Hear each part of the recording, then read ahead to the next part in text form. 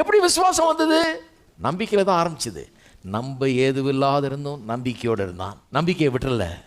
அந்த நம்பிக்கையை வச்சுக்கிட்டதுனால இப்போ அது விசுவாசமாக உருவெடுத்து விட்டது. அவன் முழு நிச்சயமாக நம்பி இப்போ விசுவாசம் வெளிப்படுது பாருங்க.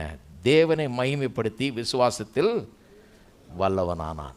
தேவனை மகிமைப்படுத்தினா அவன் கர்த்தருக்கு நன்றி சொல்ல ஆரம்பிச்சிட்டான். கர்த்தரை மகிமைப்படுத்த ஆரம்பிச்சிட்டான்.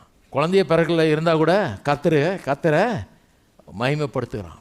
கர்த்தரை பெருசாக பேசுகிறான். இப்போ விசுவாசம் வந்துருச்சுன்னா எந்த மலையும் கூட பெயர்க்கலாம். 100 வயசு என்ன 200 வயசில் கூட பிறக்கும் அப்படிங்கிற ஒரு இது உண்டாயிடுது அவனுக்கு. அதே மாதிரி அவனுக்கு நடக்கிறது பாருங்க. போக போக போக அந்த நம்பிக்கையின் பூரண நிச்சயம் உண்டாயிடுது. இதே மாதிரி தான் நம்மளுக்கும். எத்தனை பேருக்கு நம்பிக்கை இன்றைக்கி துளுக்குது லேசா? நம்பிக்கையே இல்லாமல் நம்ம வாழ்க்கையில் எந்த நம்பிக்கையை இழந்து போய் வந்திருக்கவர்களுக்கு சொல்லுகிறேன், நம்பிக்கை இன்றைக்கி துளிர் விடட்டும். உள்ள லேசாக நம்பிக்கை உண்டாகட்டும். கடவுளுடைய வார்த்தையை கவனிங்க.